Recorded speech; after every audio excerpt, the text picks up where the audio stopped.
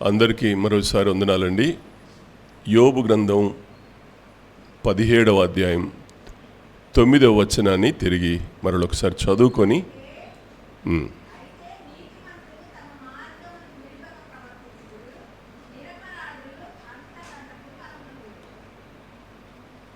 నీతిమంతులు తమ మార్గమును విడువక ప్రవర్తించుదురు, నిరపరాధులు అంతకంతకు బలము పొందుదురు.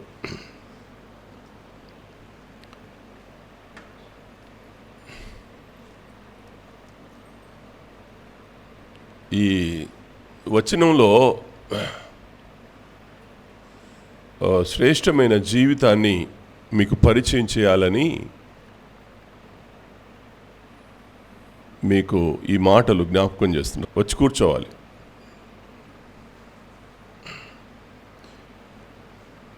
నీతిమంతులు తమ మార్గాల్ని విడవకుండా ప్రవర్తిస్తారు అని. నీతిమంతుల మార్గంలో ప్రవర్తన కనబడుద్ది. నీతిమంతులు నడిచేటప్పుడు నీతిమంతుల జీవితంలో ఎక్కడ చూసినా వారి ప్రవర్తన కనబడుద్ది. నీతిమంతుడు నీతిమంతుడుగానే కనబడతాడు, నీతిమంతుడు అనీతిమంతుడిగా కనబడడు. కారణం ఏంటంటే అతని జీవితం అలాంటిది. నీతిమంతుడుగానే జీవిస్తాడు అతను. కనుక నీతిమంతుడు విడువక ప్రవర్తిస్తాడు. దేన్ని? తన మార్గంలో, తన మార్గం అంతటిలో జాగ్రత్తగా నడుస్తాడు అనేది దీని భావం. మనమే ఆలోచన చేసుకోవాలా. మనం నీతిమంతులం అవుతే మన మార్గంలో మన నడక ఎలా ఉంది, మన నడకలో మన ప్రవర్తన అనేకులు చూస్తున్నప్పుడు మనం ఎలా కనబడుతున్నాం అనేది మొదట మనల్ని మనం పరిశీలన చేసుకోవాలి.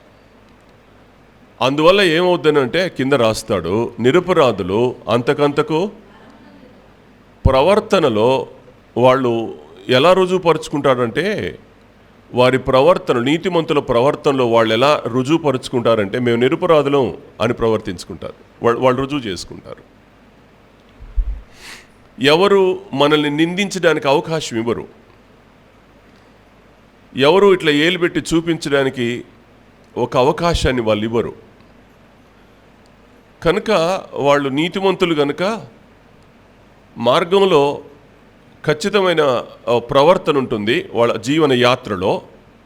రెండోది, వాళ్ళు ఎలా రుజువుపరుచుకుంటారంటే మేము నిరపరాధులమని రుజువుపరుచుకుంటారు. ఒక అపరాధిగా నిలవబడరు వాళ్ళు. ఒక అపరాధిగా నిలవబడడానికి ఇష్టపడరు వాళ్ళు. కనుక నిరపరాధిగానే వాళ్ళు తాము ప్రూవ్ చేసుకుంటారు. అలాంటి వారికి దేవుడిచ్చే ఫలం ఏంటంటే అంతకంతకు బలం పొందుతారు అనేది. అంతకంతకు బలం పొందుతారు అనేది దాని రిజల్ట్. మన ప్రవర్తనను మనం ప్రూవ్ చేసుకున్నప్పుడు దేవుడు మనల్ని అంతకంతకు బలవంతులుగా మారుస్తాడు అనే భావం ఈ వచనంలో మనకు కనబడుద్ది. ఎలా అంటే అంతకంతకు మనం బలం పొందుతాం అనే మాట. కాలం వెంట మన ప్రయాణం ఆత్మీయ జీవితంలో, ఈ కాలంలో మనం చాలా దూరం ఇప్పటికే వచ్చేసాం. ఇంకా కొద్ది కాలం ఉంది మనకు. ఈ కొద్ది కాలంలో మన ప్రవర్తనని మనం రుజువు చేసుకోవాల్సినటువంటి ఛాలెంజ్ ఉంది మన ముందు. మన ప్రవర్తనలో మనం నిరపరాధులమని రుజువు చేసుకునేటువంటి ఛాలెంజ్ మన ముందు ఉంది. దేవుడు దానిని పరిశీలిస్తున్నాడు. ఎందుకు ఈ పరిశీలన అంటే మనం క్రియలను బట్టి నీతిమంతులం కాదు. దేనిని బట్టి? యేసుక్రీస్తు ప్రభువారి కలువరి శిలువ రక్తంలో కడగబడడం ద్వారా మనం నీతిమంతులమయ్యాం. సో యేసయ్య తన ప్రాణం పెట్టి శిలువ రక్తం చేత కడిగి మనని తెల్లగా చేసి, నీతిమంతులుగా చేసి, మన మురికి వస్త్రాలని ఉతికి, మన మలిన జీవితాన్ని ఉతికి, మచ్చ మరక డాగు అటుది ఏదీ లేకుండా ఆయన రక్తంతో కడిగి నీతిమంతులుగా చేసి ఇప్పుడు అంటాడు రుజువుపరుచుకోమంటున్నాడు. కాబట్టి మన ప్రవర్తన అంతటిలో మనల్ని మనం నిరపరాధులుగా, అపరాధం లేని వారంగా మనల్ని మనం రుజువుపరుచుకోగలిగితే అంతకంతకు గొప్పవాళ్ళం అవుతాం, అంతకంతకు బలవంతులం అవుతాం. ఇది వాక్యం. నేను చాలాసార్లు వాక్యం చెప్తాను మీకు, మీరు వింటారు. ఎంతవరకు లోపలికి వెళ్తుంది, ఎంతవరకు ఈ చెవిలో నుంచి చెవికి దాటవేస్తున్నారు, అది మీకే వదిలేస్తున్నాను నేను. అది మిమ్మల్ని మీకే వదిలేస్తున్నాను. చెప్తున్న నాకు కూడా ఈ వాక్యం మీకే కాదు, నాకు కూడా. కాబట్టి మనందరం ఏం చూడాలి అంటే, మనల్ని మనం నిరపరాధులమని రుజువుపరుచుకునే అవకాశాన్ని దేవుడు మన జీవిత యాత్రలో ఇచ్చినప్పుడు, ఈ జీవన యానంలో మన ప్రవర్తన అంతటిలో మన బలం కూడా లోకం చూస్తారు.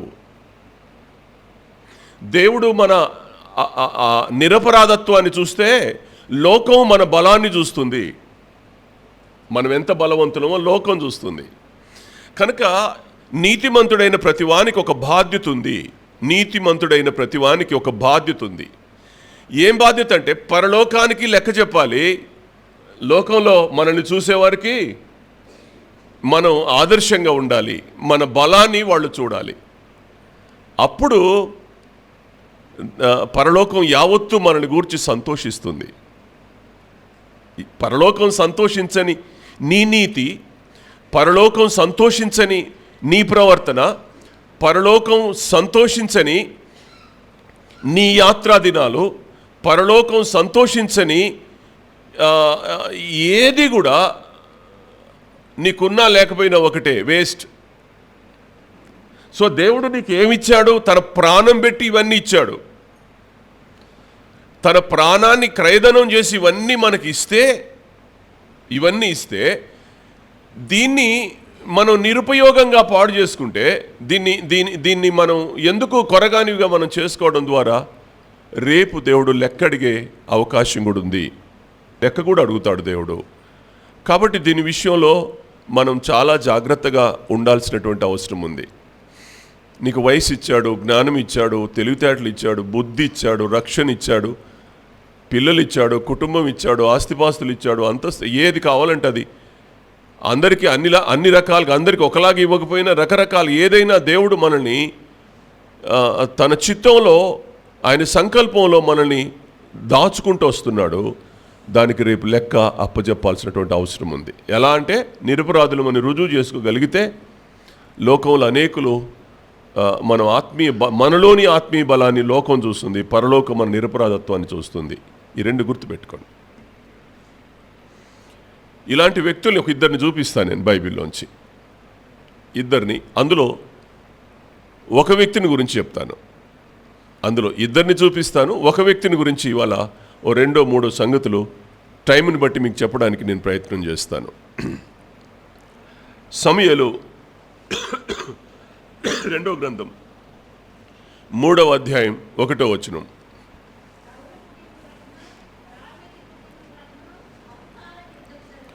సౌలు కుటుంబమునకును దావీదు కుటుంబమునకు బహుకాలం నుంచి యుద్ధములు జరగగా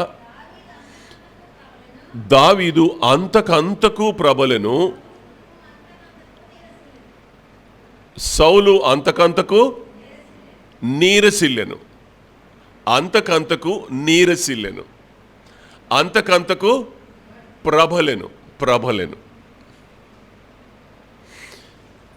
ఇప్పుడు చెప్పండి, దేవుడు మనకు ఆపాదించిన నీతి ప్రబలాలా, నీరసిల్లాలా? ఎవరైనా చెప్తాం అన్నమాట, ప్రబలాలి అంటాం.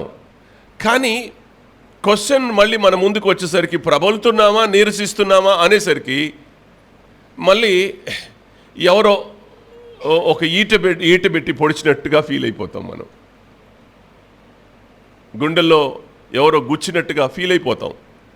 కారణం ఏంటంటే మనం ప్రబలడం లేదు కనుక. సౌలులాగా నీరసిల్లుతున్నాం కనుక, అంతకంతకు నీరసిల్లుతున్నాం, బలహీనులం అవుతున్నాం. సౌలు బలహీనుడయ్యాడు, దావీదు ప్రబలాడు అంతకంతకు. ఇద్దరే. నేను ఇంకొక వ్యక్తిని కూడా చూపిస్తా. నేను ఇంకొక వ్యక్తిని కూడా చూపిస్తా. ఎస్తేరు గ్రంథం 9వ అధ్యాయం. ఎస్తేరు గ్రంథం 9వ అధ్యాయం 4వ వచనం. ఇతని గురించి రాయబడిన మాట ఏంటి అనంటే, మొర్దుకై రాజు యొక్క నగరులో గొప్పవాడాయను.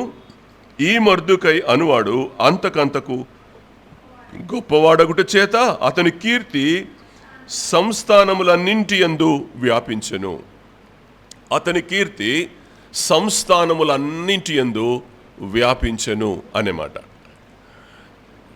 అంతకంతకు మనం ప్రబలితే, అంతకంతకు మనం వర్ధిల్లితే, అంతకంతకు మనం గొప్ప అవుతే, మన కీర్తి సంస్థానాలన్నిట్లో, మన పరిగణాలన్నిట్లో, మన పేరు వినబడే అంతట్లో అది వ్యాపించాలి. ఏది వ్యాపించాలి? నీలో ఉన్న నీతి వ్యాపించాలి, అంతకంతకు వ్యాపించాలి. ఇది చాలా ఛాలెంజ్. మనం డొల్లతనాన్ని చూపిస్తున్నామే తప్ప ఛాలెంజ్గా నిలబడి నేను అని మనల్ని మనం ప్రూవ్ చేసుకునేటువంటి ఒక అవకాశాన్ని మనం ఇవ్వలేకపోతున్నాం. మీలో చాలామంది వాక్యం వినడం వరకు వింటున్నారు. నేను అందరినీ అనట్లేదు, అనగానే అందరినీ నేను అవమానపరచడం లేదు. నేర్చుకోవాలని మాత్రం చెప్తున్నాను, ఆచరించమని చెప్తున్నాను. మీరు విని ఏమి నేర్చుకుంటున్నారో, నేర్చుకున్న దాన్ని నీ జీవిత యాత్రలో ప్రవర్తించగలిగితే ఖచ్చితంగా మీరు బలవంతులు అవుతారు, మీరు నిరపరాధులు అవుతారు. అది లేదు కనుకనే ఇవాళ నీరసిల్లడానికి కారణమవుతుంది. అంతకంతకు నీరసిల్లిన వ్యక్తి ఏమవుతాడు? మంచం పాలవుతాడు, రోగగ్రస్తుడు అవుతాడు, మరణం పాలవుతాడు. అంతే. ఇది కూడా అంతే. నీరసిల్లినవాడు, అంతకంతకు నీరసిల్లినవాడు ఖచ్చితంగా ఏమవుతాడు? కోమాలోకి వెళ్ళి చచ్చిపోతాడు. మన ఆత్మీయ జీవితాల్లో కూడా అంతకంతకు క్షీణిస్తే, అంతకంతకు నీరసిల్లితే, అంతకంతకు మనం బలహీనమవుతే మంచం పాలవుతాము, రేపు మరణం పాలవుతాం. దానికి దారి తీస్తుంది. కనుక అది మనకొద్దు. మనకు అది ఎన్నడూ కూడా అది మనకు దూరమగును గాక. కాబట్టి మనం ఏం చేయాలి అని అంటే, అంతకంతకు ప్రబలాలి, అంతకంతకు గొప్పవాళ్ళం అవ్వాలి, అంతకంతకు బలవంతులం అవ్వాలి. ముగ్గురిని గురించి రాశాడు, 3 మాటలు రాశాడు. ఒకరు బలవంతులని, ఒకరు గొప్పవారని, ఒకరు ప్రబలారని. ఈ 3 మాటలు మీరు ఆలోచించండి. ఈ 3 మంచిగా. వాళ్ళు బలవంతులైన వారు ప్రబలుతారు, ప్రబలిన వాడు గొప్పవాడై అంతటా వ్యాపిస్తాడు. ఇది ఈ 3 యొక్క సారాంశం.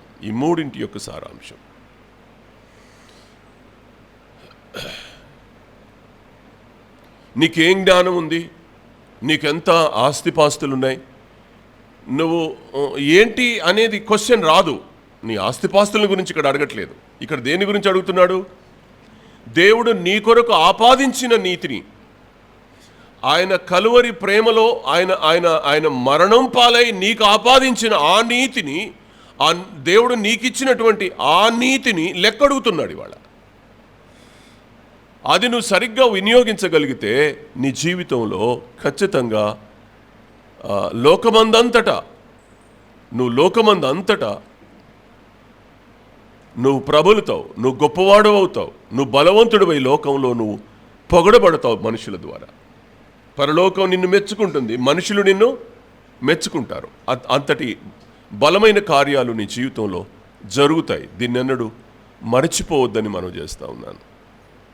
ఏదో పేరుకు ఆదివారం నాడు మందిరానికి వస్తున్నాం, కానుకేసేదో వేసేసి వెళ్ళిపోతున్నాను అనే భావన దయచేసి తుడిచిపెట్టండి. పొద్దుటే పాచివాకిలు ఊడ్చినట్టు మీ ఆలోచనలు తుడిచిపెట్టండి.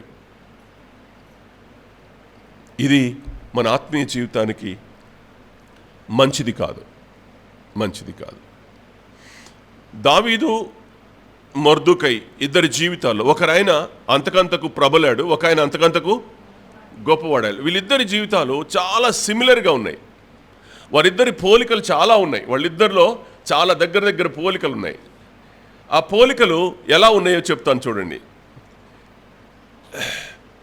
ఆ ఇద్దరు పోలికలు ఎలా ఉన్నాయో చెప్తాను చూడండి. నేను దరిదాపు 5-6 రాసుకున్నా ఇక్కడ. నేను మొర్దుకై దేవుని భక్తుడే, దావీదు దేవుని భక్తుడే.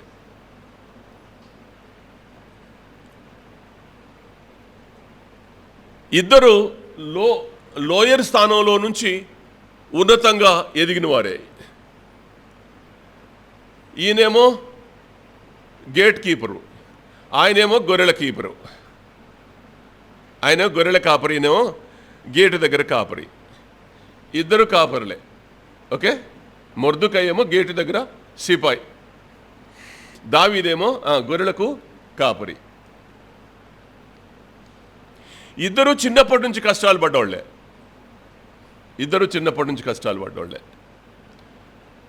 కానీ దేవుడు ఇద్దరిని సింహాసనం ఎక్కించాడు.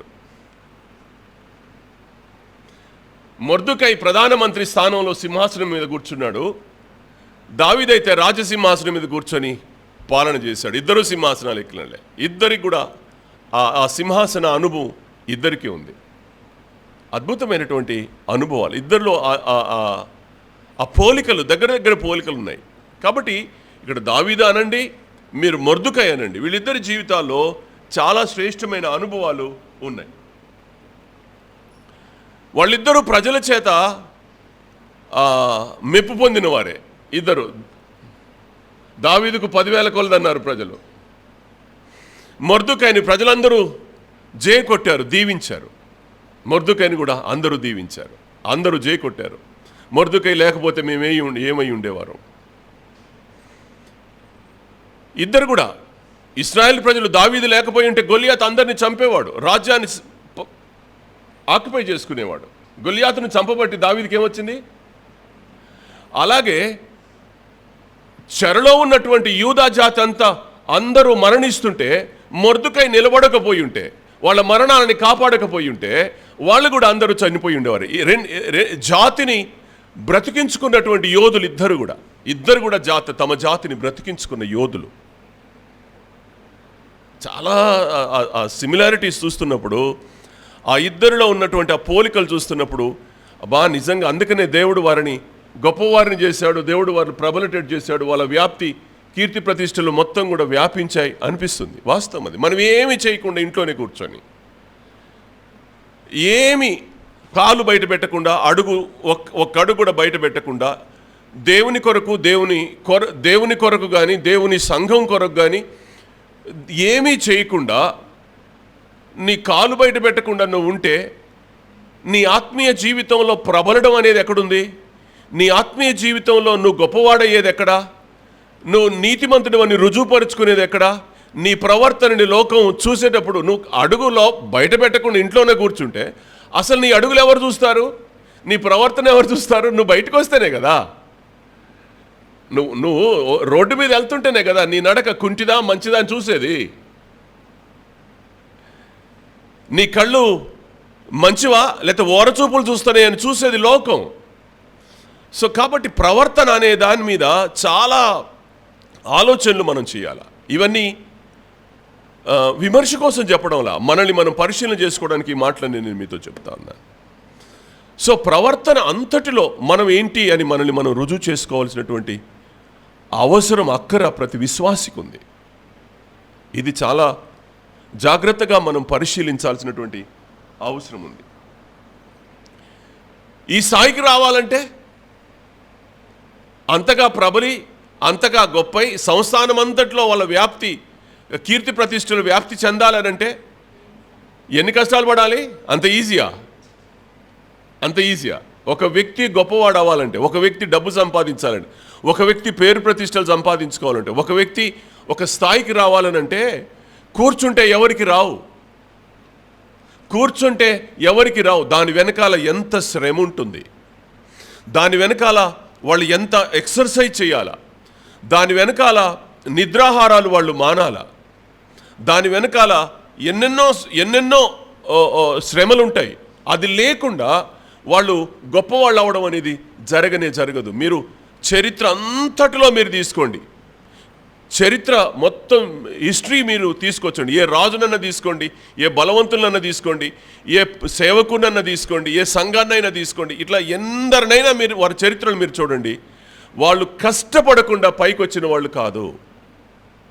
ఓ ఆస్తి సంపాదించిన ఓ జమీందారుని చూడండి, కష్టపడకుండా రాలే. ఏదైనా అంతే. ఒక వ్యాపారం చేసి డబ్బులు సంపాదించేవారు కష్టపడకుండా రావు. వాళ్ళకి ఎంతో కష్టాలు పడాలి వాళ్ళు దాని విషయంలో.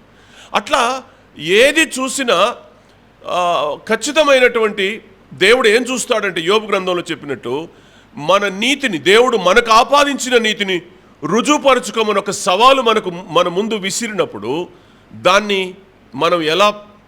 ఎలా సార్థకం చేసుకుంటున్నాం అనే దాని మీద క్రైస్తవ విశ్వాస జీవితం ఆలోచన చేయగలిగితే దీవించబడుతుంది. మేము చిన్నప్పుడు మా నాన్న మా ముందు సెలవులోకి వెళ్తే ఈ పరమపద సోపాన పటం అని తెలుసా మీకు ఎవరికైనా? పరమపద సోపాన పటం ఎంతమందికి తెలుసు? నీకు తెలుసమ్మా? పావునిచ్చిన గవలేసి ఆడితే కింద నుంచి అక్కడికి వెళ్ళాలి, ఆ సోపానం దగ్గరికి వెళ్ళాలి. అక్కడికి ఎక్కాలంటే నిచ్చెన ఉంటుంది, పాము ఉంటుంది, నిచ్చెన ఉంటుంది, పాము ఉంటుంది, నిచ్చెన ఉంటుంది, పాము ఉంటుంది. ఒక్కొక్కసారి పైకి ఎక్కుతాం, అక్కడ పాము గరవగానే కిందకు వచ్చి పడతాం. జీవితంలో ఓ మాట చెప్తాను నేను మీకు. నువ్వు ఎంతో కష్టపడి నువ్వు అక్క పైదాకా వెళ్ళావు, కానీ అక్కడ ఒక పాము కాటేస్తే నువ్వెంత కిందకు వెళ్ళిపోతావో, జారిపోతావో ఎవరికి తెలీదు. ఆత్మీయ జీవితాల్లో కూడా మనల్ని మనం ఎంత జాగ్రత్తగా చూసి నడవాలో, ఎంత జాగ్రత్తగా ఆలోచిస్తూ నడవాలో, ఎంత జాగ్రత్తగా మనల్ని మనం పరిశీలన చేసుకుంటూ నడవాలో చెప్పలేం. భలే అనిపిస్తుంది అది. ఈ వాక్యం రాసుకుంటేప్పుడు అదే మనసులోకి వచ్చింది. ఇంత గొప్పవాళ్ళు అయ్యారు వాళ్ళు, ఇంత ప్రబలారు వీళ్ళు, ఇంత బలవంతులయ్యారు వాళ్ళు అనంటే వాళ్ళ జీవితంలో చిన్నవో పెద్దవో ఎన్ని పాములు వాళ్ళని కరిసి ఉండాలా, ఎన్నిసార్లు ఎక్కుతూ జారిపడి ఉండాలా, ఎన్నిసార్లు ఒకటేసారి పైనుంచి కింద పడ్డారా, కింద నుంచి కూడా ఎన్నోసార్లు కింద పడడం నేర్చుకున్నారు. కింద నుంచి ఎక్కుతా తట్టుకొని పైకి వెళ్ళారు. సామాన్యమైన సంగతి కాదు. జీవితం అనేది ఒకటేసారి అందలం ఎక్కి ఏ వ్యక్తి కూర్చోలేడు, అందలంలో ఏ వ్యక్తి సమస్తాన్ని సాధించలేడు. అక్కడికి వెళ్ళడానికి ఎన్ని పాములు దాటిపోవాలో, ఎన్ని ప్రమాదాలు దాటిపోవాలో, ఎన్ని కష్టసుఖాల గుండా దాటిపోవాలో జీవితం ఇది. అందున ఆత్మీయ జీవితానికి ఆత్మీయ జీవితానికి తేడా ఉంది. జీవితం ఎలాగున్నా పర్వాలేదు, నరకానికి వెళ్ళేటప్పుడు ఎలా ఉన్నా పర్వాలేదు, వాడు నరకానికి వెళ్తున్నాడు కాబట్టి. కానీ మన జీవిత యాత్ర నరకానికి వెళ్ళేది కాదు, మనం పరలోకానికి వెళ్ళేది. కనుక పరలోకానికి వెళ్ళే ఈ జీవిత యాత్రలో మనం ఎన్ని జాగ్రత్తగా చూసుకుంటూ వెళ్ళాలి, ఎన్ని పాములు చూసుకుంటూ వెళ్ళాలి, ఏది ఎక్కడ కరుసుద్దో దాని విషయంలో ఎంత అరౌండ్ మన చుట్టూ కళ్ళు ఇలా తిరుగుతూ ఉండాలి. అంత జాగ్రత్తగా మనం వెళ్ళగలిగితే మనం ఆ పరమపద సోపాన పటంలో ఆ ఉన్నత స్థాయికి మనం వెళ్ళలేం. అక్కడ పెద్ద పావుని కూడా తప్పించుకుంటే తప్ప ఆ విజయం అనేది మనని వరించదు. కాబట్టి ఈ సంగతి నేను మీకు జ్ఞాపకం చేస్తున్నాను. ఈరోజు నేను చాలా చెప్పాలని ఉంది ఆశ, కానీ మొర్దెకై జీవితంలో నుంచి 1, 2, 3 సంగతులు మీకు చెప్పడానికి నేను ప్రయత్నం చేస్తాను. ఎలా గొప్పవాడయ్యాడు ఆ వ్యక్తి? మొర్దెకై అంత గొప్పవాడవడానికి మొర్దెకై సంస్థానాలు 120 సంస్థానాలు, 120 సంస్థానాల్లో ఆయన కీర్తి ప్రబలింది, వ్యాపించింది అనుంది వాక్యంలో. కాబట్టి అంత ఎలా అయ్యాడు అనడానికి రుజువులు కావాలిగా. ఒక జీవితం ఆ స్థాయికి వెళ్ళాలి అని అంటే, ఒక జీవితం ఉన్నతంగా ఉండాలనంటే, అతని కీర్తి ప్రతిష్టలు అంతగా వ్యాపించాలి అనంటే ఆయన ఎలాంటి అనుభవాలు దాటి ఉంటాడో మీరు చెప్పండి. సరే, నేనే చెప్తాను. ఆయన జీవితంలో ఎలా ఆయన అంత గొప్పవాడయ్యాడు అనడానికి ఒక 2, 3 సంగతులు టైంని బట్టి నేను ముగించడానికి ప్రయత్నం. నేను 4 సంగతులు రాసుకున్నాను. టైంని బట్టి నేను మీ ముందు ఉంచడానికి ప్రయత్నం చేస్తాను. మొట్టమొదట మొర్దెకైకు ఉండేటువంటి మొట్టమొదటి కారణం ఏంటంటే దేవుని చిత్తానికి అతడు లోబడిన వ్యక్తి. మొట్టమొదట అతడు ఆ స్థాయికి రావడానికి గల మొదటి కారణం ఏంటంటే మొట్టమొదట అతడు దేవుని చిత్తానికి లోబడ్డాడు. అది వాక్యానుసారం. వాక్యం ఏం చెప్తుంది అని అంటే, ఇప్పుడు మీరు 2వ అధ్యాయం 5-6 వచనాలు చూడండి. ఎస్తేరు గ్రంథం 2వ అధ్యాయం 5-6 వచనాలు.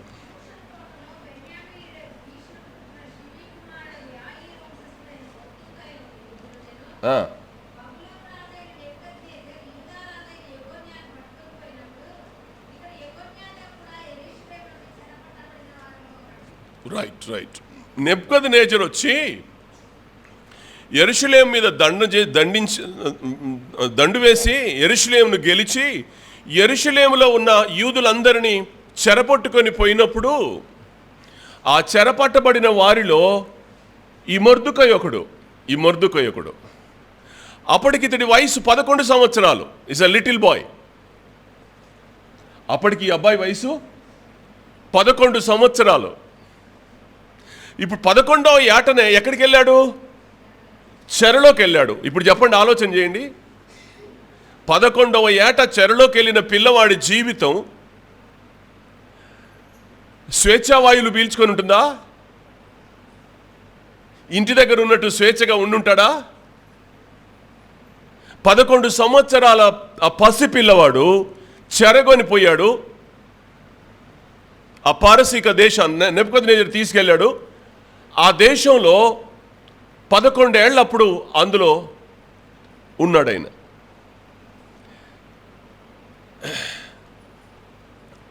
అక్కడే ఎదిగాడు, అక్కడే ఉద్యోగం సంపాదించుకున్నాడు. ఇప్పుడు రాజును షూషన్ కోట దగ్గర ఆ గేటు దగ్గర కూర్చునేవాడు. బహుశా ఆ గేట్ కీపర్గా ఉద్యోగం ఎవరైనా పెట్టించారో మనకు తెలియదు అంతగా, కానీ అక్కడ ఉన్నాడు ఆయన. ఎప్పుడు అదే స్థానం అయింది. 11 ఏళ్ల పిల్లవాడు ఇప్పుడు వివేచనను, జ్ఞానాన్ని,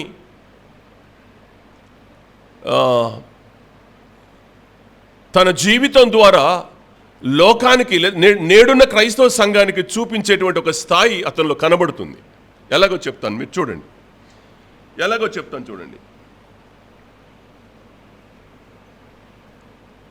సమూయేలు 2వ గ్రంథం 15వ అధ్యాయం. సమూయేలు 2వ గ్రంథం 15వ అధ్యాయం. ఇది దేవుని చిత్తం అని ఎందుకు అంటున్నానో చెప్తాను నేను మీకు. దేవుని చిత్తానికి అతను ఎందుకు లోబడ్డాడో చెప్తాను నేను మీకు. 25వ వచనం 26వ వచనం గట్టిగా చదవాలి, వినబడాలి. అమ్మా,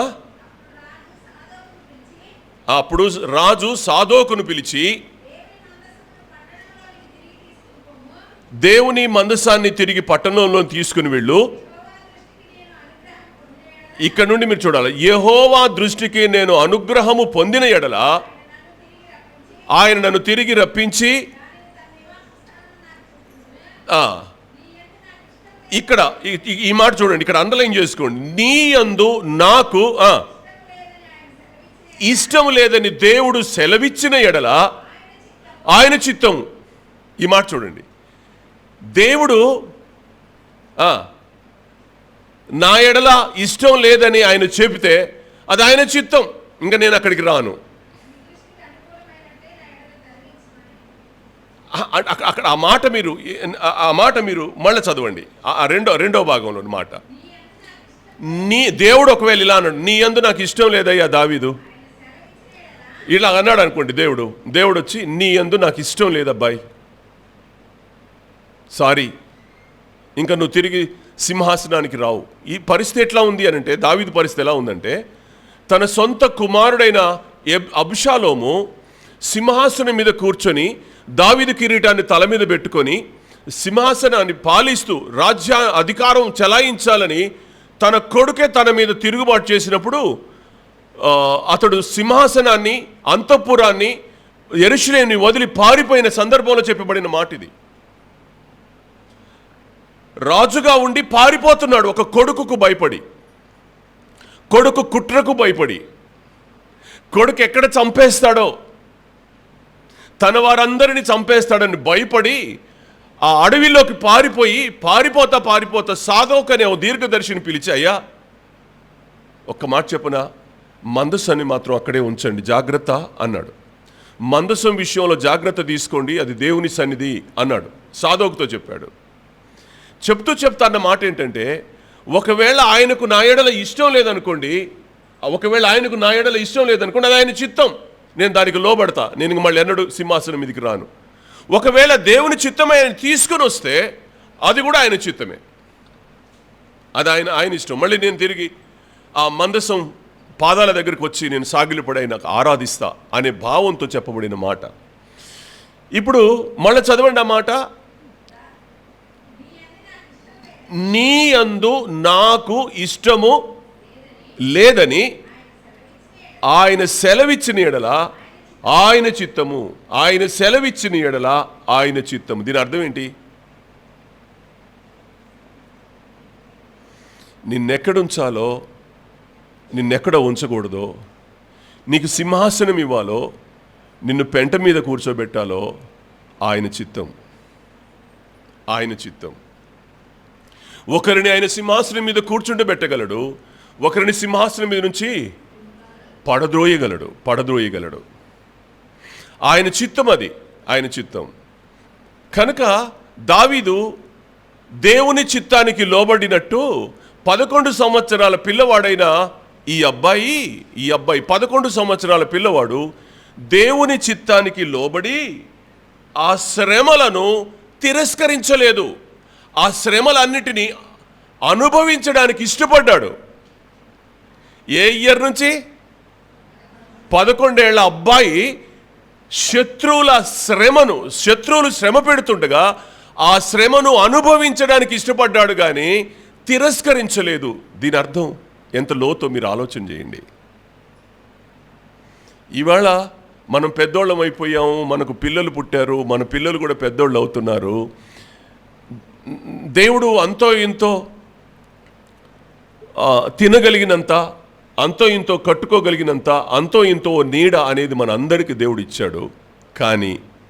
కానీ దేవుని చిత్తానికి లోబడడం అనేది మన జీవితాల్లో దూరం చేసుకుంటున్నాం. దేవుడు శ్రమ పెట్టడానికి ఒకవేళ దేవుడే శ్రమ పెడితే అంగీకరించాలా, దాన్ని తిరస్కరించవద్దు. దేవుడే శ్రమ పెడితే శత్రువుడు కాదు, దేవుడే శ్రమకు నిన్ను అప్పగిస్తే దాన్ని ఎన్నడూ తిరస్కరించవద్దు, దాన్ని అంగీకరించి స్వీకరించిన అనుభవం అనేది మనకు ఖచ్చితంగా రావాలి అనే మాట నేను మీకు జ్ఞాపకం చేస్తూ ఉన్నాను. ఇది చాలా ఓ అద్భుతమైన సంగతి. వాస్తవంగా దావీదు ఈ మాట అన్నాడు కదమ్మా. దావీదు ఏమన్నాడు? ఆయనకి ఇష్టమైతే అన్నాడుగా, ఆయన చిత్తం అన్నాడుగా. పెద్దరికం పోతే, రాజరికం పోతే, అధికారం పోతే ఎలా ఫీల్ అవుతాం?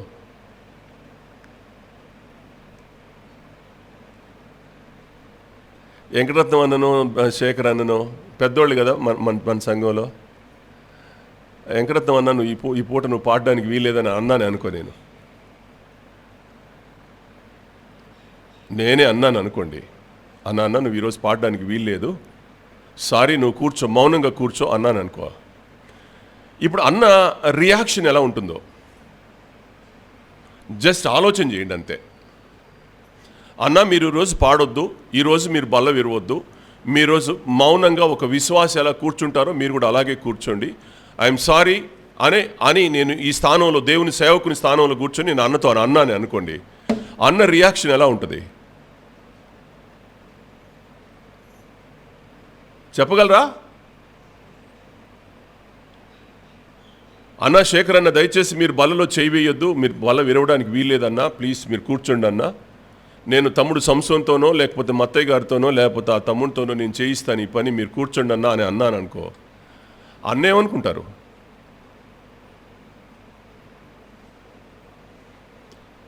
ఇన్నేళ్లుగా బల్ల విరిచేవాళ్ళు, ఇన్ని సంవత్సరాలుగా దేవుని పని చేసేవాళ్ళు, ఇన్ని సంవత్సరాలుగా సేవకునికి దేవునికి విధేయులై పనిచేసేవాళ్ళని మీరు కూర్చోండి, మీరు ఇవ్వడానికి వీలు లేదని నేను ఇక్కడి నుంచి మాట్లాడితే వాళ్ళ రియాక్షన్ ఎలా ఉంటుంది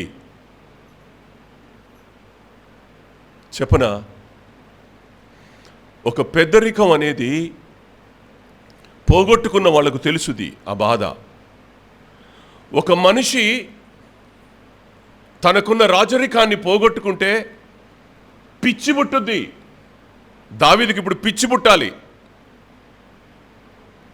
సింహాసనం పోయింది, కిరీటం పోయింది, కాలినడకన అడవులో పడ్డాడు. మళ్ళీ సింహాసనానికి రావాలనంటే మళ్ళీ ఎన్నో ప్లాన్లు చేసుకోవాలి. సౌలు నాశనమైంది ఎక్కడ? ఈ సింహాసనం దగ్గరే. సింహాసనం ఆగడగొట్టు దాని కొడక, నీ దగ్గర నుంచి సింహాసనం గాక ఆ యెషయి కుమారుడు ఇంకేం తీసుకోగలడురా అని అనలేదా, తిట్టలేదా? సొంత కొడుకు యోనాతానుని సౌలు ఎక్కడ తిట్టాడంటే ఈ సింహాసనం దగ్గర తిట్టాడు.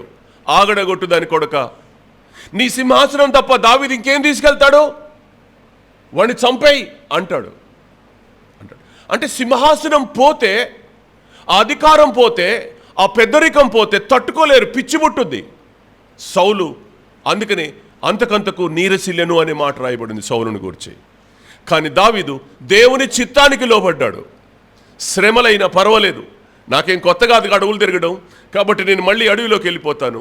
దేవుని చిత్తం. ఆయన నన్ను అభిషేకం చేశాడు, ఆయన నన్ను రాజుగా కూర్చుండబెట్టాడు, ఆయననే నాకు అధికారం ఇచ్చాడు, ఆయన నన్ను వాడుకుంటే నేను ఆయన సేవలో వాడబడతాను, ఆయన నన్ను తృణీకరిస్తే నేను ఎండిపోతాను. దేవుని చిత్తానికి లోబడడం అనేది ఎంత అద్భుతమైనటువంటి అనుభవం, అది ఎంత అద్భుతమైన అనుభవం. సో కాబట్టి దైవికమైనటువంటి ప్రమాణాలు చాలా జాగ్రత్తగా ఆలోచన చేయాలా. నాకు అనిపిస్తుంది దావీదు కానీ మొర్దుకై కానీ ఎందుకంత ప్రబలారు వాళ్ళు, ఎందుకంత గొప్పవాళ్ళు అయ్యారు వాళ్ళు, ఎందుకు వాళ్ళ కీర్తి ప్రతిష్టలు వ్యాపించాయి అనంటే వాళ్ళు ఇద్దరు కూడా దేవుని చిత్తానికి ఒప్పుకున్నారు. 11 ఏళ్ళ అప్పటి నుంచే దేవుని చిత్తానికి ఒప్పుకున్న పిల్లోడనంటే ఇసలు మీరు ఆలోచన చేయండి, ఎంత ఆలోచన చేసి ఎంత ఆలోచన చేయాలా. మొదటి కారణం. నేను రెండో కారణం చెప్తాను.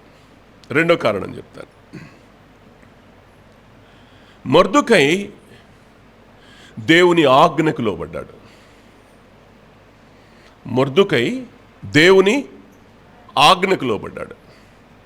మొట్టమొదట దేవుని చిత్తానికి లోబడ్డాడు. దేవుని చిత్తం ఏంటి అతని జీవితంలో? శ్రమ పడడం. శ్రమను అంగీకరించాడు, తిరస్కరించలా. 11వ ఏట నుంచే శ్రమలు ఆయన జీవితంలో ప్రారంభించబడి చెరపట్టాడు కదమ్మా, చెరబట్టుకొని వచ్చాడు. ఒక దాసుడు, ఒక స్లేవ్, అతను ఒక బానిస, అతను ఆ దేశానికి. బానిస బ్రతికి ఎలా ఉంటుంది? స్వేచ్ఛగా ఉంటుందా? యెరూషలేములో ఉన్నట్టు స్వేచ్ఛ వాయువులు ఏమైనా పీలుస్తాడు ఆయన? కాదు కదా, ఒక బానిస. కాబట్టి ఆ 11వ ఏట నుంచి దేవుని చిత్తానికి లోబడిన వాడు మొట్టమొదటి మొర్దుకై. శ్రమలు అనుభవించడానికి తిరస్కరించలా. ఇవాళ మనం మోకరిల్లి ప్రార్థన చేస్తే, ప్రభా ఈ శ్రమ వద్దు, ఈ కష్టం వద్దు, ఈ కన్నీళ్ళొద్దు, తుడిచేయి. ఇదే ప్రార్థన.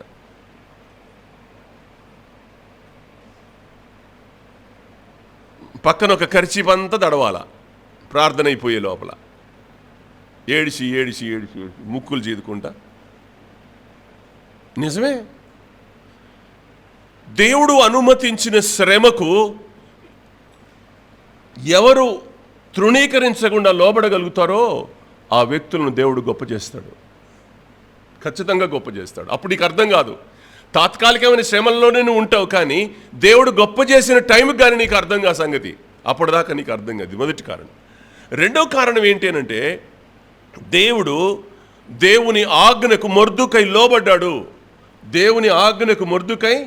లోబడ్డాడు, వినయ విధేయతలు చూపించాడు. 2వ అధ్యాయం 21వ వచనం 22వ వచనం, అందులోనే 21వ వచనం 22వ వచనం మీరు చూడండి.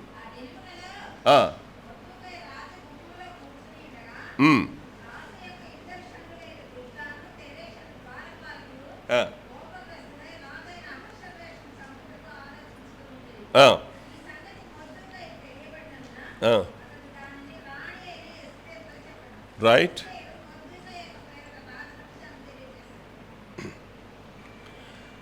మొర్దుకై ఏం చేశాడంటే, ఆయన డ్యూటీ ఏంటంటే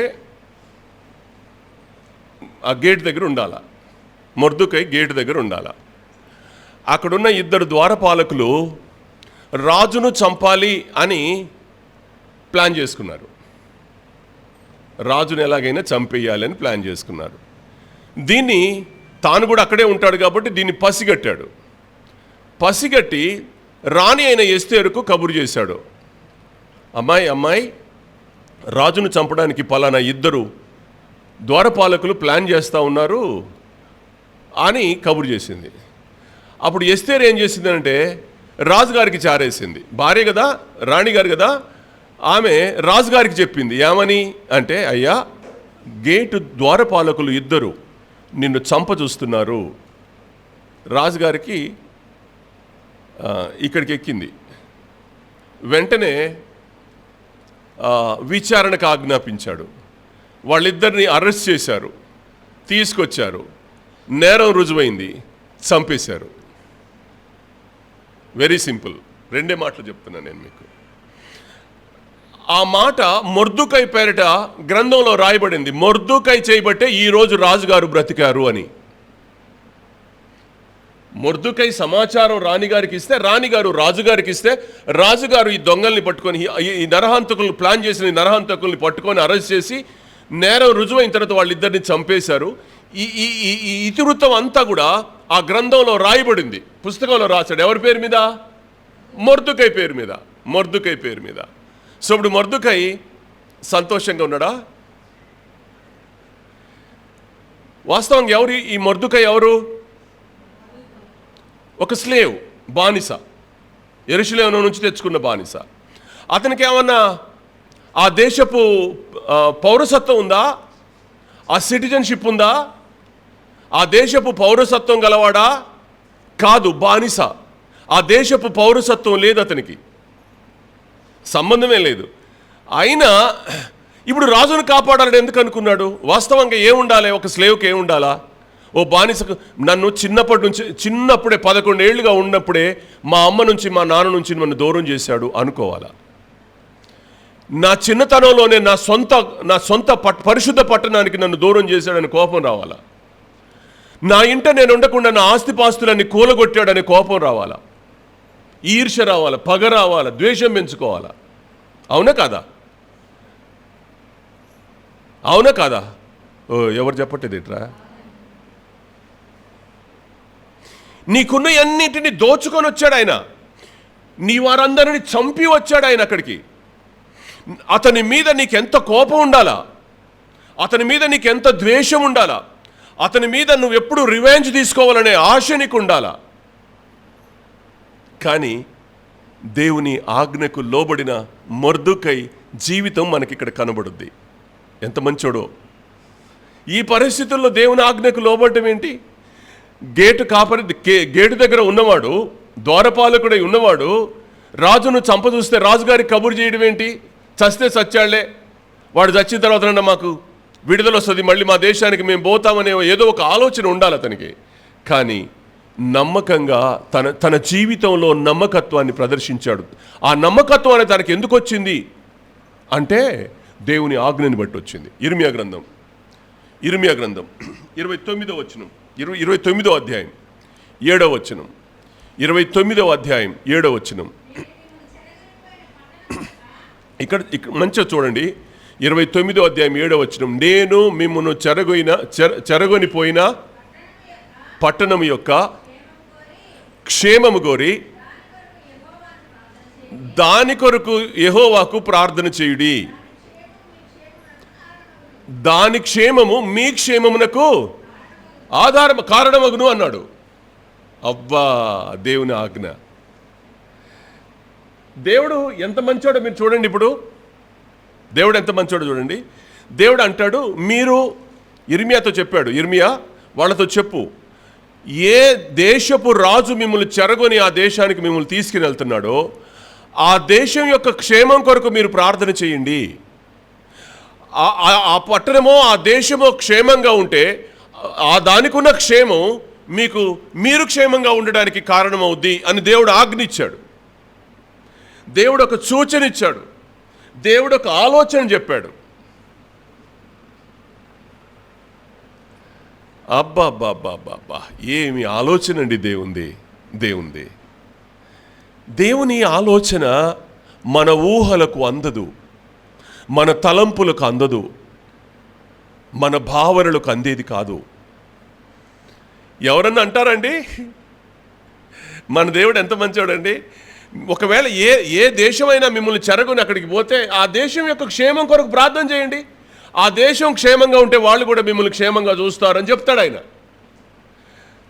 ఆ చిన్న వయసులో మైండ్ ఎలా పడిందో ఈ అబ్బాయికి, అంత చిన్న వయసులోనే ఇర్మియా ప్రవక్త చెప్పిన మాట వాళ్ళ మైండ్లో ఎలా పడిందో మనకు తెలీదు. ఆ పసిపిల్లవాడు ఈ ఆజ్ఞకి ఎలా లోబడ్డాడు అని అంటే, అవును నా దేవుడు నా ప్రవక్తకు చెప్పాడు, నా ప్రవక్త ప్రజలకు చెప్పాడు, ప్రవక్త ప్రజలకు చెప్పినప్పుడు దేవుడు మాకు చెప్పాడు, కాబట్టి ఈ దేశం క్షేమం కొరకు నేను ఏ పనైనా చెయ్యాలి, ఈ దేశం బాగుంటే రేపు నేను బాగుంటాననే ఆలోచన మొర్దుకైది.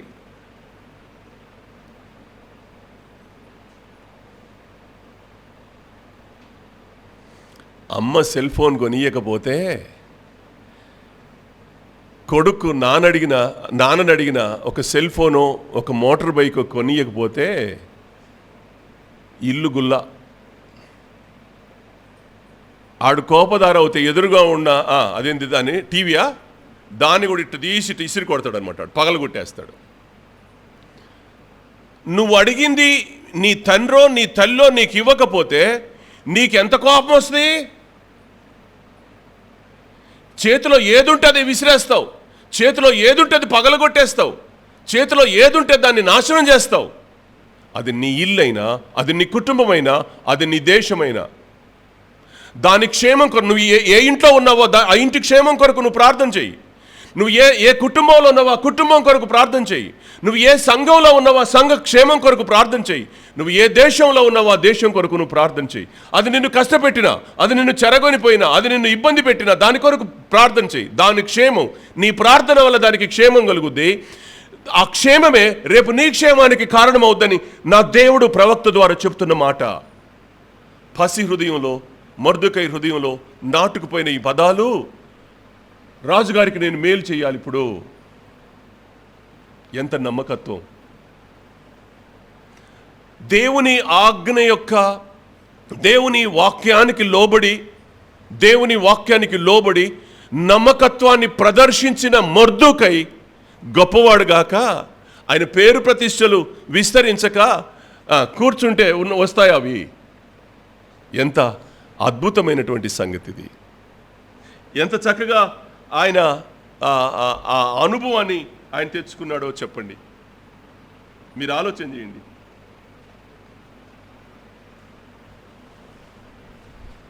నా మాట చల్లట్లేదు బ్రదర్. సంఘంలో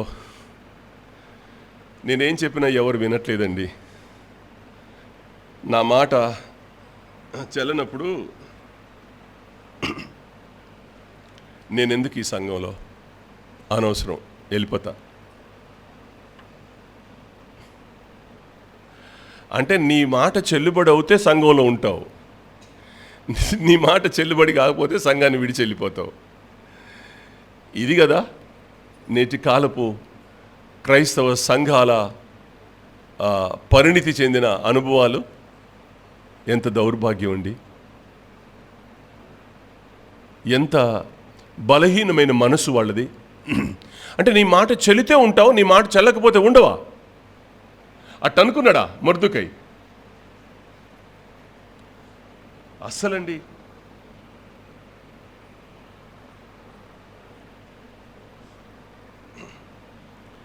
మాట చెప్పనా?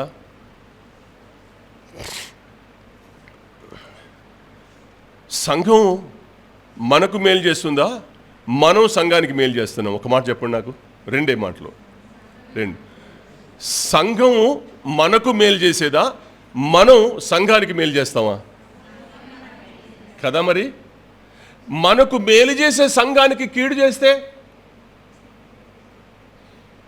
మొర్దెకై అలా ఆలోచన చేయలే. మొర్దుకై అలా ఆలోచన చేయలా. ఈ దేశం బాగుంటే నేను బాగుంటా, నా ప్రవక్తకు దేవుడు చెప్పాడు దీనికి లోబడాలని, లోబడ్డాడు. దైవ ఆజ్ఞకు లోబడి నమ్మకమైనటువంటి పనిని జరిగించిన ద్వారపాలకుడు అయ్యాడు. ఎంత చక్కటోడండి, ఎంత మంచి భక్తులు భలే ఉన్నారమ్మా బైబిల్లో. వీళ్ళ జీవితాలు చూస్తున్నప్పుడు ఎంత ఆనందం వేసుద్దో చెప్పలేను, ఎంత ఆనందం వేసుద్దో చెప్పలేను. యోధులు చాలా పవర్ఫుల్. నయమాన్ దగ్గర ఆ బుడ్డది ఉంది చూడండి,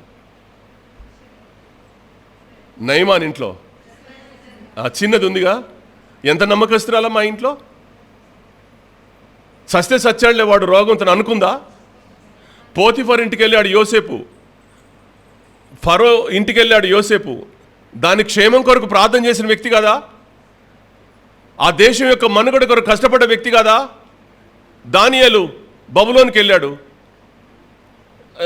దాని క్షేమం కొరకు తాను ఎంత చేశాడు మీరు ఆలోచన చేయండి. యూదుల్లో ఉన్నటువంటి ఆ మంచి మనసు నేటి క్రైస్తవ సమాజంలో లేదు. సంఘాల్లో వాళ్ళకి ఆ మాట చెల్లకపోతేనో, వాళ్ళ మాట వినకపోతేనో, వాళ్ళకి ఏదైనా కొంచెం ఆ ఇన్ఫ్లుయెన్స్ తగ్గుతుందనో చాలా ఏం చేస్తారనంటే గ్లెడ్జ్ పెట్టేసుకొని సంఘాన్ని ఎలా పాడు చేద్దాం, కొడుకులు కుటుంబాన్ని ఎలా పాడు చేద్దాం, కూతుర్లు ఇంటి పరువు ఎలా దిద్దాం. అది ఇల్లైనా, అది కుటుంబమైన, అది సంఘమైన, అది దేశమైన, ఏదైనా నువ్వు ఉంటున్న సమాజ క్షేమం కొరకు ప్రార్థన చేయవలసిన బాధ్యత మనది. దాని మీద గ్లెడ్జ్ పెట్టుకోవడం ద్వారా, దాని మీద తిరుగుబాటు చేయడం ద్వారా ఆయన అన్నాడు వారి క్షేమం, ఆ దేశ క్షేమము మా క్షేమానికి కారణం అని చెప్పాడు.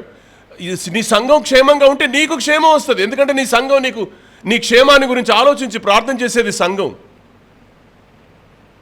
చిన్న చిన్న విషయాలు మనసులో పెట్టుకొని సంఘాన్ని ఏదో చేద్దాం. ఏం చేయగలం?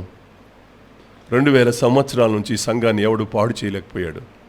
యుద్ధాలు జరిగిన ఈ సంఘాల మీద, బాంబులు విసిరారు సంఘాల మీద, పరువు తీశారు సంఘాల మీద, జైలు పాలైన ఈ సంఘాలు ఎన్నో శ్రమానుభవాలు గుండా వెళ్ళాయి. కానీ సంఘం ఎన్నడూ కూలిపోలా. దాన్ని పాడు చేయాలనుకున్న వాళ్ళు పాడైపోయారు, కానీ సంఘం ఎన్నడూ పాడుగాల. ఇవాళ చెప్తున్నాను, భవిష్యత్ కాలంలో ఎప్పుడైనా చెప్తాను, సంఘాన్ని పాడు చేద్దాం అనుకున్న వ్యక్తులే పాడవుతారు తప్ప సంఘం ఎన్నడూ పాడు కాదు. కారణం ఏంటి? సంఘం ఆయన స్వరక్తం ఇచ్చి కొనుక్కున్నాడు. దీన్ని పాడు చేసే అధికారం నీకు లేదు. నువ్వు పాడు చేయాలనుకున్న నువ్వు పాడవుతావు తప్ప సంఘం ఎన్నడూ పాడు కాదు. ఇది మనం ఇక్కడ నేర్చుకోవాలి. మొర్దుకై ఏం నేర్చుకున్నాడంటే, నేనేదో ఇవాళ రాజుగారు చచ్చిపోతున్నాడు కానీ చంకలు కొట్టేసి రాజుగారు కుట్ర జరుగుతుంది, చస్తే చచ్చాడులే అని అనుకుంటే కాదు. నా ప్రవక్తతో దేవుడు చెప్పాడు, ఆ మాటకు నేను లోబడాలి, నేను నమ్మకంగా ఉండాలి. అయ్యో రాజుగారు చచ్చిపోతే ఎలాగా, దేశం పాడైపోద్దే అనుకున్నవాడు సమాచార గ్రంథంలోకి వెళ్ళాడు. అద్భుతం జరిగింది. 2, దేవుని చిత్తానికి లోబడినవాడు, దేవుని ఆజ్ఞకు లోబడి వాక్యానుసారంగా ప్రవర్తించినవాడు మొర్దుకై.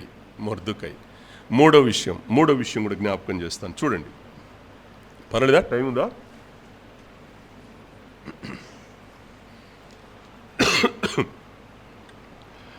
మూడవ అధ్యాయం 1వ వచనం.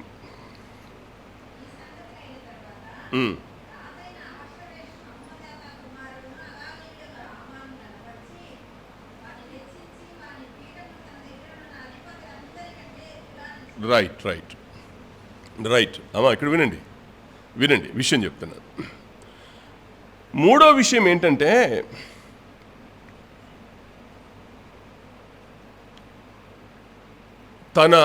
తాను చేసిన మేలు మరోబడినా, తాను చేసిన మేలుకు ప్రశంస తనకు రాకపోయినా, తాను చేసిన మేలుకు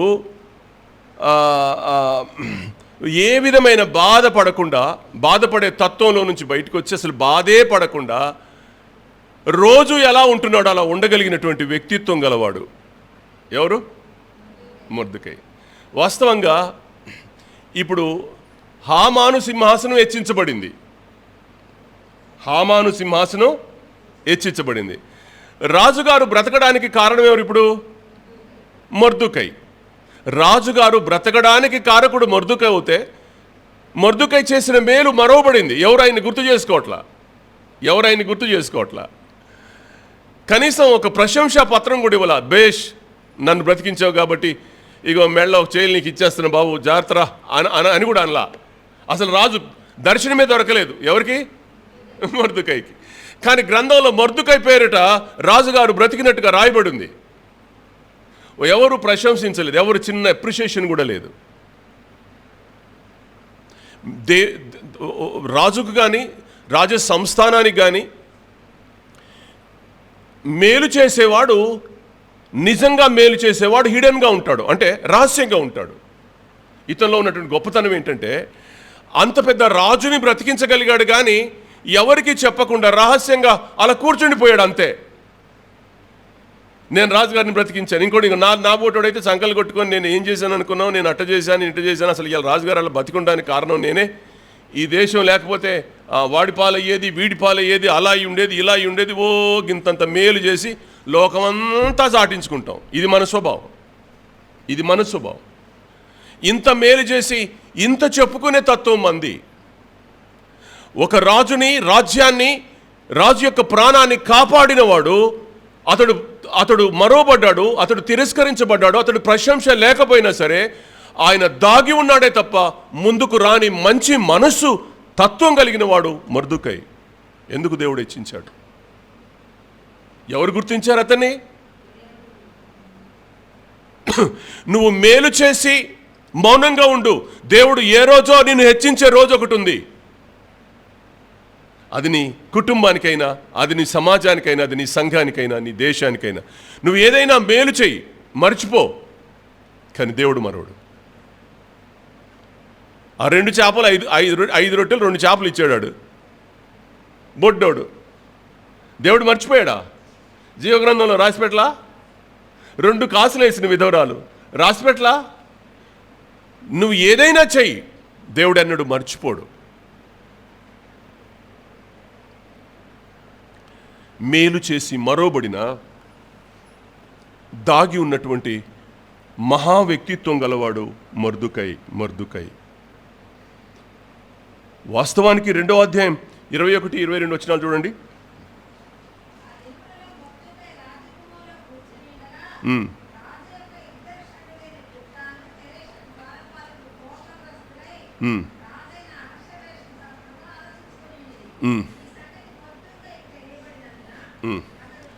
ఇదే ఈ మాట ఇప్పుడు చెప్పాను కదా. మరి ఇక్కడ ఆలోచన చేయమ్మా, సన్మానం ఎవరికి జరగాలి? రాజుగారి ప్రాణాన్ని కాపాడినందుకు సన్మానం ఎవరికి జరగాలి? శేఖరన్న రాజుగారి ప్రాణాన్ని కాపాడాడు, లేకపోతే రాత్రి అవుట్ రాజుగారు, ఆ రాత్రి చచ్చిపోయేవాడే. కానీ మొర్దుకై అతన్ని బ్రతికించాడు, రాజుగారిని బ్రతికించడానికి కారకుడయ్యాడు. సన్మానం ఎవరికి జరగాలి? ఒక శాలువా కప్పితే ఎవరికి కప్పాలి? ఓ గొలుసిస్తే ఎవరికి ఇవ్వాలి? ఓ సింహాసనం వేస్తే ఎవరికి ఇవ్వాలి? మొర్దుకైకి ఇవ్వాలి. కానీ అమ్మా, మొర్దుకై పేరిట రాయబడింది కనుక, గ్రంథంలో ఆధారం ఉంది కనుక, సో ఆధారం ఉంది కనుక మొర్దుకైకి రావాలి. అది ఆ ప్రశంస కానీ, ఆ సింహాసనం కానీ, ఆ చైర్ కానీ, లేకపోతే ఒక బహుమానం కానీ, ఇంకో ఏదైనా కానీ మొర్దుకైకి రావాలి. కానీ 3వ అధ్యాయం 1వ వచనంకి వచ్చేసరికి ఈ ప్రశంస, ఈ గొప్పతనం, ఈ సీటు హెచ్చించడం ఎవరికి వచ్చింది? హామానుకు వచ్చింది, శత్రువుకు వస్తుంది. శత్రువుకు సింహాసనం వేస్తుంటే కూడా మౌనం దాల్చినటువంటి వ్యక్తి ఇతను. మారు మాట్లాడలా. దేవుడు నీ ఎదుట నీ శత్రువుని గొప్ప చేస్తుంటే ఈర్ష్యపడొద్దనమాట. నీ శత్రువులు ప్రబలుతారు, నీ శత్రువులు గొప్పవాళ్ళు అవుతారు. దేవుడు గొప్ప చేస్తే దేవుడు గొప్ప అవుతారు వాళ్ళు. దేవుడే ఒక వ్యక్తిని గొప్ప చేస్తూ ఉంటే నువ్వు ఇక్కడ కూర్చొని ఈర్ష్యపడితే, ఇక్కడ కూర్చొని నువ్వు అసూయపడితే, ఇక్కడ కూర్చొని నువ్వు బాధపడితే అర్థం లేదు కదా. చూసావా, నేను ఇంతకాలం వాళ్ళకి మేలు చేస్తే మాకేం చేయకుండా వాళ్ళకి చేస్తున్నాడు ఈయన. ఇంతకాలం మేము నిలబడితే మమ్మల్ని గొప్ప చేయకుండా ఇదిగో వాళ్ళకి చేస్తున్నాడు. ఇదే న్యాయం? మన దగ్గర అయితే ఒక పెద్ద యుద్ధమే జరుగుతుంది కదా. మన ఇళ్లలో కానీ, మన సంఘాలలో కానీ ఇలాంటివి ఏమైనా జరిగితే ఓ యుద్ధమే. కానీ మొర్దుకై ఎంత మంచోడంటే, మనకు సింహాసనం ఇస్తే నాకేంటి, ఆయన సింహాసనం గొప్ప చేస్తే నాకేంటి, నన్ ఆఫ్ మై బిజినెస్. నేను దేవుని ఆజ్ఞకు లోబడి ఒక పని చేశాను, అదంతా నాకు అక్కరలా. అసలు దాని వైపు కన్నెత్తి కూడా చూడలా. దాని గురించిన ఆలోచన కూడా తన మనసులో లేదు. ఎలా ఉంటాడండి మనిషి? ఒక మనిషి యొక్క అంతరం ప్రశంసను కోరుకోకుండా అధీనంగా అవిధేయతతో ఎలా ఉండగలరు? అవును, ఉండగలరు. నీతిమంతుని ప్రవర్తన ఎక్కడ రుజువుద్ది? అతని నడతలో. అదేగా చెప్పింది. నీతిమంతుడి నడకలో అతడి ప్రవర్తన బయలుపరచబడుతుంది. అతడు నిరపరాధని రుజువు చేయబడుతుంది. ఎంత చక్కటి మాటలండి. మామూలుగా రాశాడు అయ్యోబు ఆ మాట. అయ్యోబు ఉట్టిగా రాశాడు ఆ మాట. ఎంత అద్భుతమైనటువంటి మాట అది. నిజమే, అద్భుతమైనటువంటి అనుభవం, అద్భుతమైనటువంటి అనుభవం. మీరు చూడండి, సమూయేలు మొదటి గ్రంథంలో ఒక మాట చెప్తా.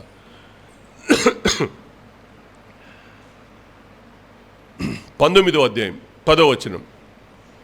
మీకు తెలిసిన విషయాలే, కొత్త విషయాలు ఏం చెప్పట్లా. 19వ అధ్యాయం 10వ వచనం.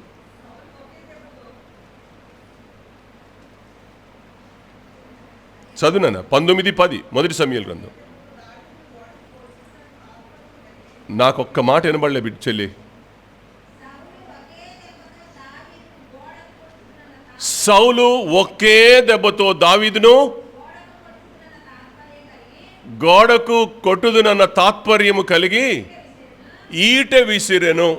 ఈ మాట చూడండి. ఒక్క దెబ్బకే నా ఈటే ఆ గోడ రెండు అతుక్కుపోవాల మధ్యలో దావీదు ఉండాలనుకున్నాడు. ఈటే దావీదును గుద్దుకొని వెళ్ళి గోడకు అతుక్కోవాలా అనుకున్నాడు. ఎవరు? సౌలు. అంత కోపం వచ్చింది అయ్యగారికి. ఈట విసిరాడు. రెప్పపాటును తప్పించుకొని పారిపోయాడు దావీదు రెప్పపాటును తప్పించుకొని పారిపోయాడు. కానీ సౌలుకి ఎంత కోపం వచ్చింది? ఈటే విసిరి గోడకు అతుక్కునేటట్టు చంపేద్దామన్నంత కోపం వచ్చి విసిరాడు కూడా. 2 సార్లు విసిరాడు దావీదు మీద. 2 సార్లు దేవుడు అతన్ని తప్పించాడు. మాట చెప్పనా, ఏ రోజైనా దావీదు రాజు మీదకి ఈట మళ్ళీ చేత పట్టుకున్నాడా?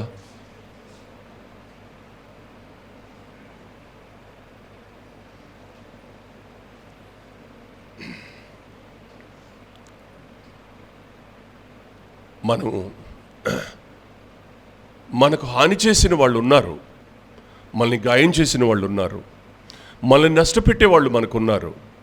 మనం ఏం అనకుండా దేవుని న్యాయ తీర్పుకు వాళ్ళని వదిలిపెట్టేస్తే దేవుడు చూసుకుంటాడు. మనకు అనవసరం అది. నేను నేర్చుకున్న సత్యం, నా ఆత్మీయ జీవితంలో నేను నేర్చుకున్న సత్యం. బాధ కలిగినప్పుడు 2 మాటలు అనుకుంటాం.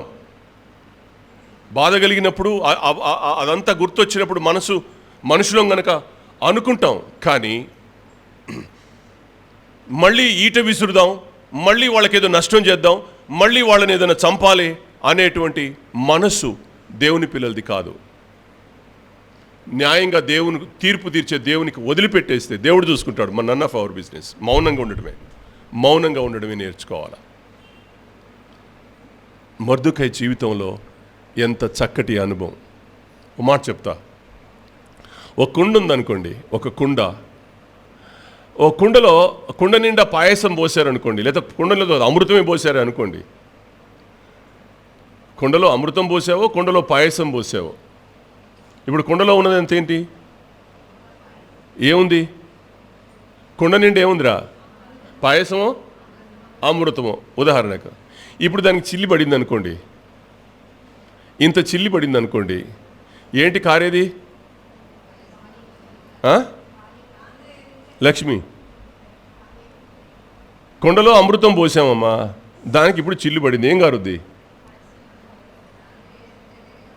చెప్పు పాప. విషమా? గంజా?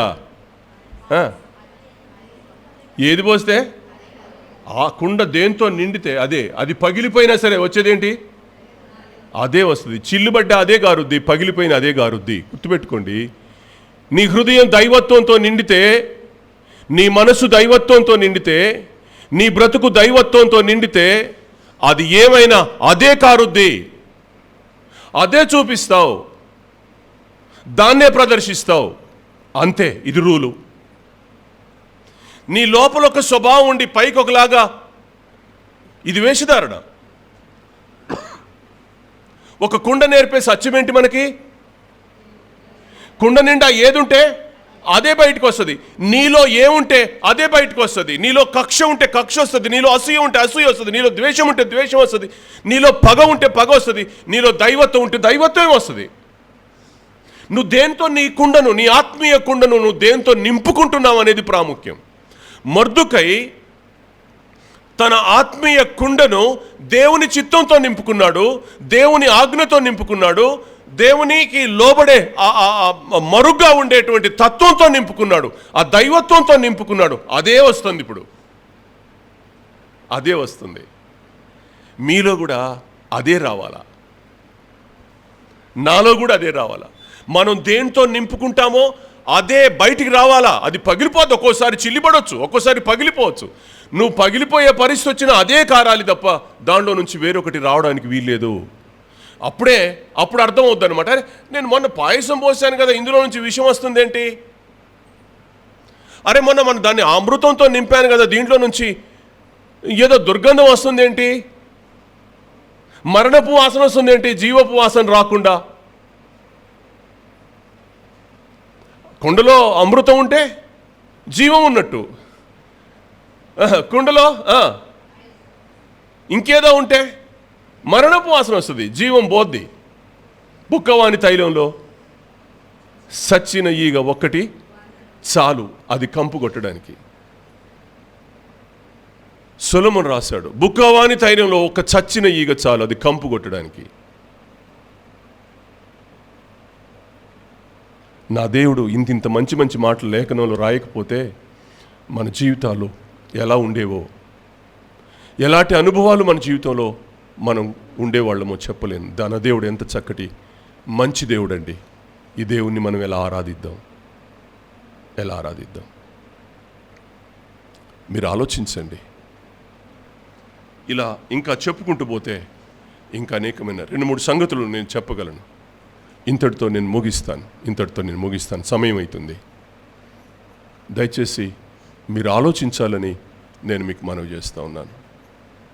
ఖచ్చితంగా మీరు ఆలోచన చేయండి. మనము ఇప్పుడు చెప్పండి, మొర్దుకై గొప్పవాడవడానికి 120 సంస్థానాల్లో అతని కీర్తి ప్రతిష్టలు వ్యాపించడానికి అర్హుడవునా కాదా? అర్హుడే. మొర్దుకై జీవితంలో ఇంకో 2-3 సంగతులు ఇలా మనం చూసుకుంటూ రాసుకుంటూ వెళ్తే ఇంకా సంగతులు ఉన్నాయి. దాంట్లో ఆలోచన చేయాలని నేను మీకు ప్రేమతో మనవి చేస్తూ ఉన్నాను. ఆలోచించండి. మన జీవితం ఒక ఆత్మీయ కుండలో పోయబడింది. అది దేంతో నిండి ఉంటుంది. మనం ఏం చేద్దాం? మనం ఎలా బ్రతుకుదాం? ఏమన్నాడు యోబు ఏమన్నాడు 17:9?